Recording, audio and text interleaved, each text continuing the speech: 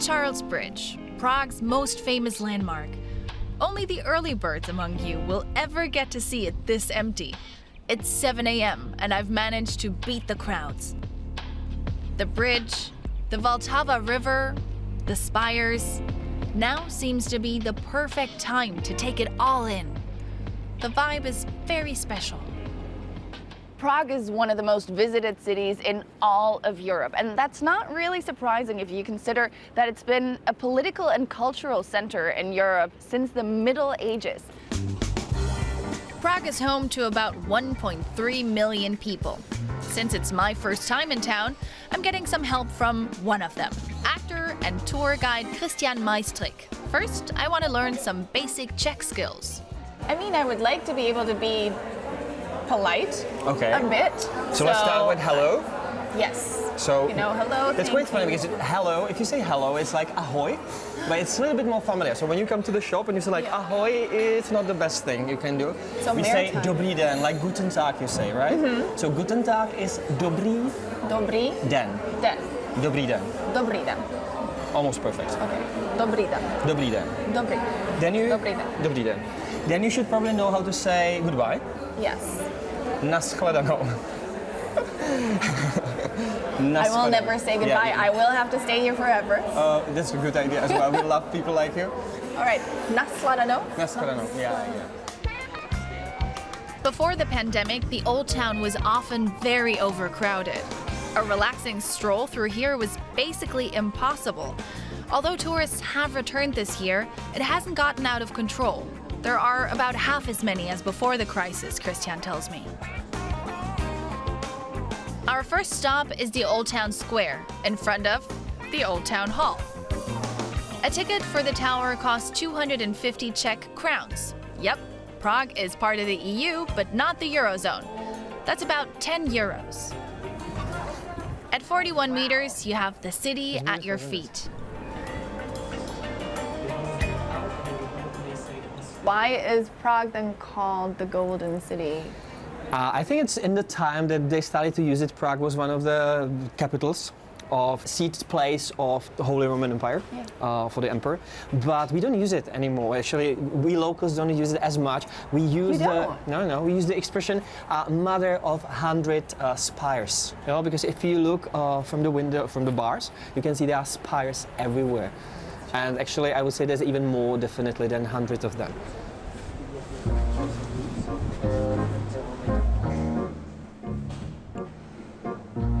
At the top of every hour, tourists gather in front of the astronomical clock on the town hall facade to witness a little play.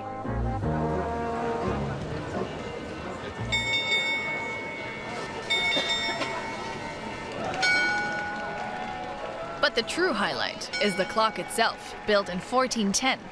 The figures were added later. And then there's the skeleton. The skeleton rings the bell. Time goes by, time goes by. Skeleton is death. It's quite remarkable that death would be depicted in such a way in that time, isn't it? Whatever you do, the message is remember that in the end is the death.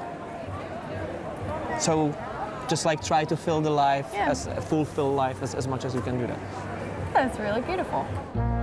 The square is a must for every Prague visitor. And as you can see, we're not alone. Where are you from? We're from Scotland. From Mexico. Hong Kong. From Austin, Texas. From Cyprus. What brings you to Prague? Why Prague? Beautiful sense. And food. I think wandering about, actually, to just get the atmosphere is the kind of thing that we like to do.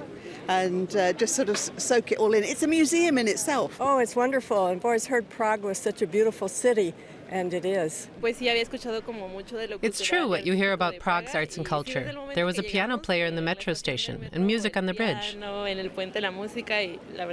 We are interesting for the buildings, we are interesting for the structure of the town. And the food. And the food, of course. By the afternoon, the Charles Bridge is indeed pretty crowded, despite the unfavorable weather. But apparently still no comparison to the time before the pandemic. Back then, Prague was overflowing with tourists.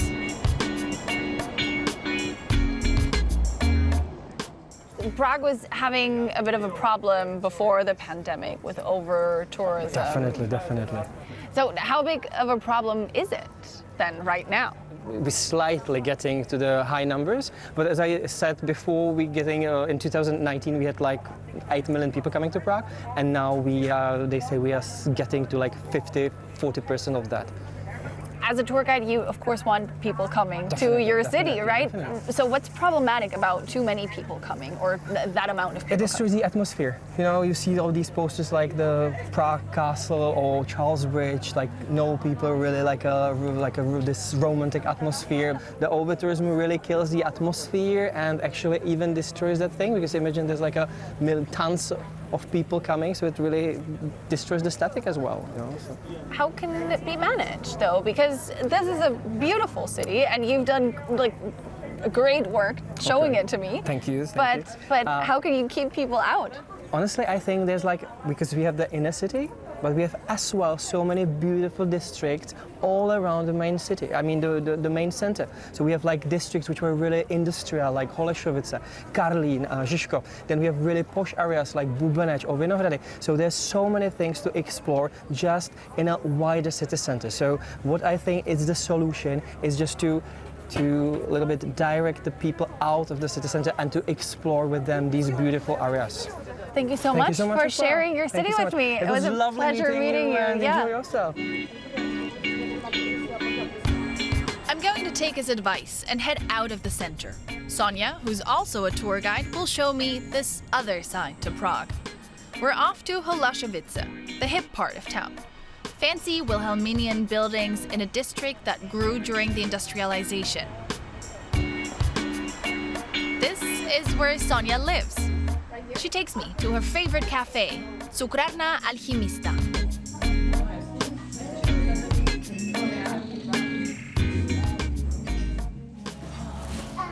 I hope you like it. Are you kidding me? It's one of my favorite coffee here. It's so unexpected. I know. That's like something like a small paradise garden. It's like a little paradise, exactly. So there are a lot of different plants, and you can be sitting here always. And the coffee is very good. They are making everything homemade and really good one. Coffee? You don't have to tell me twice.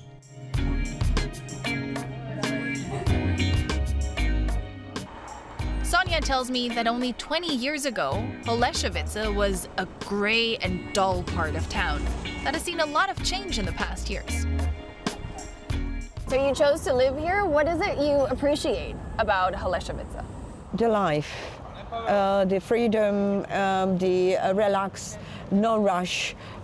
Everything what I need for my living is here. I don't need to, as I mentioned before, I don't need to go to the city center. And the prices lower than the touristic center. Therefore, we do not like to dine somewhere in the city center because the prices are here for us better. And you see there is a pub there, bakery there, there is another restaurant, there is a tea room here. You can choose what you like. You have everything you need. Exactly. So if you like to meet Czech people, come here and enjoy living with us, because we are quite a very heart-opening people, and we like to speak with the foreigners. Of course, I also want to try some Czech beer, so Sonia takes me back into the old town. Turns out, here too, you can find corners that are not overrun. At the pub U Kunststatu, you can choose between 100 different kinds of beer.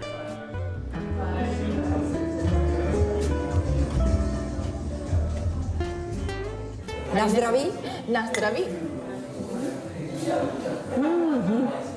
So what makes Czech beer so special? Hops and water. We have a very special hops, and they've been here, and they give the beer bitterness. And this is very special beer, hops. Yeah. The water is also very special. So if you have the hops, all the procedure, and you do it somewhere else, the water is different and will not be tasting the same way. All right, and I heard that in the Czech Republic, there's more per capita consumption of beer than anywhere in the world. We beat up you we beat up Britain and Australian too, yeah. But I think it's thanks to you guys, because you are coming here to drink beer, therefore the rate is a little bit higher. So it's not the Czechs, it's the Germans that come here and drink all your beer. Cheers to that. Yeah. I mean, who can blame them?